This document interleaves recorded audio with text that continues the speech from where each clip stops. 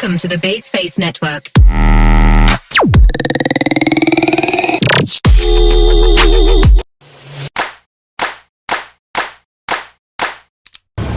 Konsep dasar mengenai asam dan basa. 1. Asam adalah zat yang memiliki rasa asam dan bersifat korosif atau merusak. 2. Basa adalah zat yang memiliki rasa pahit, melarutkan lemak, dan bersifat kaustik atau licin. Konsep dasar lain mengenai asam dan basa yang dikemukakan oleh para ilmuwan. 1. Menurut Lavoisier, zat yang menyebabkan sifat asam adalah oksigen. 2. Menurut Sir H. Davy, zat yang menyebabkan sifat asam adalah hidrogen. 3. Menurut Gay-Lussac, asam dan basa adalah zat yang saling menetralkan satu sama lain.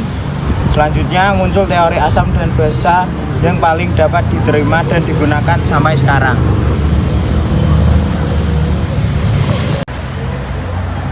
Untuk teori-teori asam basa, yang pertama ada teori Arrhenius.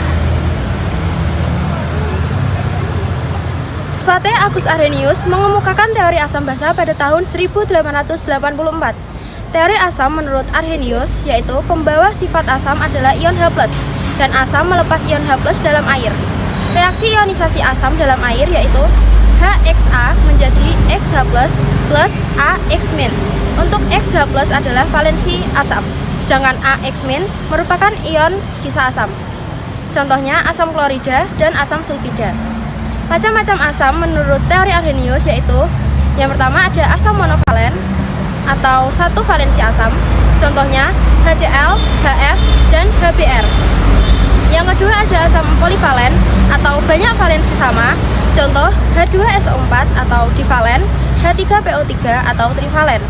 Untuk teori basa Arrhenius adalah pembawa sifat basa adalah ion OH- dan basa melepas ion OH- dalam air. Reaksi ionisasi basa dalam air contohnya BOHX menjadi BX plus XOH-. Untuk BX plus adalah ion sisa basa. Untuk XOH- adalah valensi basa. Contohnya ada natrium hidroksida dan magnesium hidroksida. Nah, teori asam basa menurut Arrhenius merupakan teori asam basa yang pertama kali dapat diterima, sehingga memiliki kekurangan dan kelebihan. Yang pertama, untuk kekurangan teori asam basa menurut Arrhenius adalah hanya dapat menjelaskan sifat asam basa apabila suatu zat dilarutkan ke dalam air. Yang kedua, tidak dapat menjelaskan sifat basa amonia dan natrium karbonat yang tidak mengandung ion OH-, namun menghasilkan ion OH- ketika dilarutkan ke dalam air. Untuk kekuatan asam dan basa menurut teori Arrhenius didasarkan atas H+ dan OH-. Yang pertama, asam kuat memiliki H+ yang besar, sedangkan asam lemah memiliki H+ yang kecil. Yang kedua, basa kuat memiliki OH- yang besar, sedangkan basa lemah memiliki OH- yang kecil. Jadi di sini saya akan menjelaskan teori dari Brustad-Lowry. Johann N. Brustad dan Thomas M. Lowry mengemukakan teori asam basa pada tahun 1923.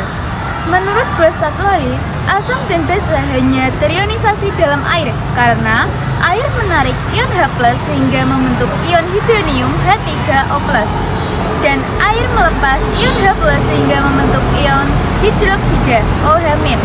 Teori asam basa menurut Brustad-Lowry, asam adalah spesies atau zat yang merupakan donor proton H+, dan basa adalah spesies atau zat yang merupakan asektron proton H+. Menurut teori asam basa Brustad-Lowry, asam yang telah melepaskan satu proton akan membentuk spesies atau zat yang disebut basa konjugasi, dan basa yang telah menerima satu proton akan membentuk spesies atau zat yang disebut asam konjugasi. Selanjutnya di sini saya akan membacakan tentang kelebihan dan kekurangan Brustad-Lowry. Kelebihan teori asam basa Brustad-Lowry. 1. Dapat menjelaskan sifat asam basa zat pada pelarut dan larutan selain air, bahkan tanpa pelarut. 2. Dapat menjelaskan sifat asam basa kation dan anion. 3. Dapat menjelaskan zat yang bersifat amfoter atau amfipotik. Kelemahan teori asam basa Brustad-Lowry adalah tidak dapat menjelaskan sifat asam basa yang tidak melibatkan transfer proton. Kekuatan asam dan basa menurut teori Bronsted-Lowry didasarkan atas kemampuan zat melepas dan menarik proton. 1. Asam kuat mudah melepas proton, asam lemah sukar melepas proton. 2. Basa kuat mudah menarik proton, basa lemah sukar menarik proton. 3. Kekuatan asam berbanding terbalik dengan kekuatan basa konjugasinya. 4. Kekuatan basa berbanding terbalik dengan kekuatan asam konjugasinya. Kekuatan asam dan basa menurut teori Bronsted-Lowry bersifat relatif. 1. Jika dua larutan asam berbeda dicampurkan dengan suatu larutan basa secara terpisah, A. Pada asam 1, basa bersifat lemah. Pada asam 2, basa bersifat kuat. Maka asam 2 lebih kuat daripada asam 1. 2. Jika dua larutan basa berbeda dicampurkan dengan suatu larutan asam secara terpisah, A. Pada basa 1, asam bersifat lemah. B. Pada basa 2, asam bersifat kuat. Maka basa 2 lebih kuat daripada basa 1. Menurut Gilbert and Lewis mengemukakan teori asam basa tahun 1923. Menurut Lewis, transfer proton terjadi karena adanya pasangan elektron bebas pada basa yang kemudian akan membentuk ikatan kovalen koordinasi dengan proton tersebut. Teori asam basa Lewis. Asam adalah spesi atau zat akseptor pasangan elektron. Basa adalah spesi atau zat donor pasangan elektron. Kelebihan teori asam basa Lewis. 1. Dapat menjelaskan sifat asam basa yang tidak melibatkan transfer proton. 2. Dapat menjelaskan sifat asam basa oksida asam dan oksida basa. 3. Dapat menjelaskan sifat asam basa senyawa yang memiliki pasangan elektron bebas. 4. Dapat menjelaskan sifat asam basa senyawa organik seperti proton, protein, dan DNA. Kekurangan teori asam basa Lewis. 1. Hanya dapat menjelaskan sifat asam basa zat atau ion yang mencapai kaidah oktet. 2. Hanya dapat menjelaskan sifat asam basa senyawa kovalen. Indikator asam basa. Indikator asam basa adalah zat yang digunakan untuk mengidentifikasi sifat asam basa suatu larutan atau zat. Indikator asam basa merupakan asam lemah atau basa lemah organik yang warna molekul dengan warna ionnya berbeda.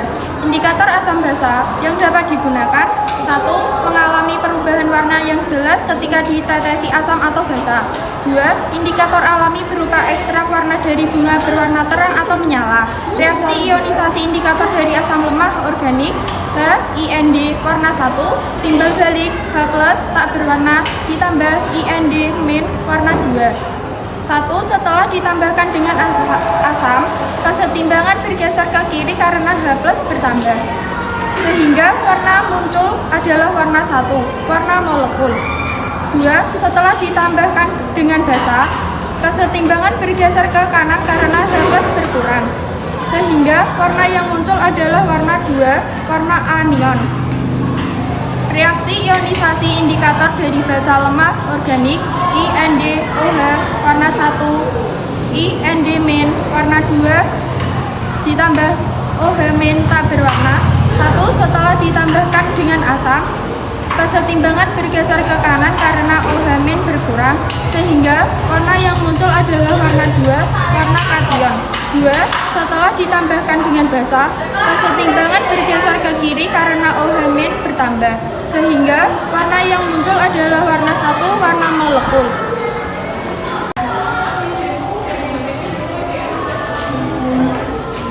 Contoh, suatu larutan ketika dicelupkan atau ditetesi indikator A. Lakmus biru berubah menjadi ungu, B. Brontimol biru menjadi hijau, C. Metil merah menjadi kuning, D. Phenolphthalein menjadi tak berwarna. Jawab dari data di atas, maka pada masing-masing indikator perkiraan pH larutan adalah A. pH 5,5 sampai 8,0, B. pH 6,0 sampai 7,6, C. pH lebih dari 6,3, D. pH kurang dari 8,3. Pilih nilai lebih dari yang terbesar dan kurang dari yang terkecil, sehingga perkiraan pH larutan adalah 6,3 sampai 7,6. Warna campuran 2 dan muncul ketika suatu larutan pH-nya berada dalam trayek perubahan warna. Indikator asam basa. Indikator asam basa akan tepat pada warna campuran ketika warna 1 sama dengan warna 2, sehingga nilai tetapan ionisasi indikator yaitu indikator asam basa asam organik lemah yaitu KAIND sama dengan H+, pH tidak tengah trayek. B. Indikator asam basa organik lemah ABINDOH- POH titik tengah trayek. Warna indikator asam basa berubah secara gradual dari pH ke pH, memiliki trayek perubahan warna. Trayek perubahan warna sendiri adalah batas-batas pH di mana indikator mengalami perubahan warna. Macam-macam indikator asam basa: lakmus trayek 5,5 sampai 8, warna 1 merah, warna 2 biru, campuran ungu. Metil jingga 3,1 sampai 4,4, warna 1 merah, warna 2 kuning, campuran jingga. Metil kuning 2,9 sampai 4, warna 1 merah, warna 2 kuning, campuran jingga.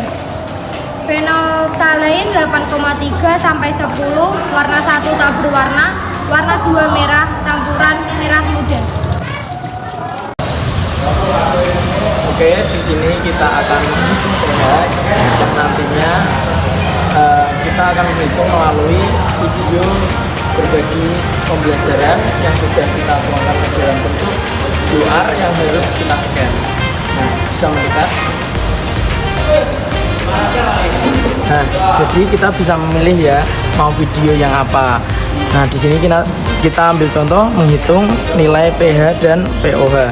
Setelah itu bisa kita ambil QR-nya dan kita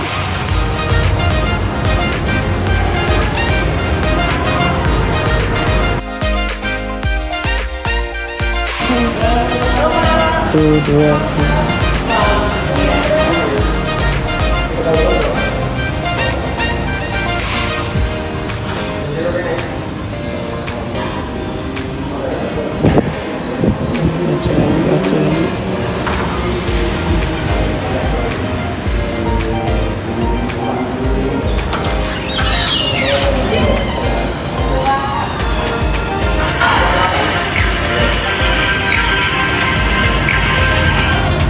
Selamat pagi dan selamat bertemu kembali dengan saya, Ibu Rohaya Sandalan, semester 6.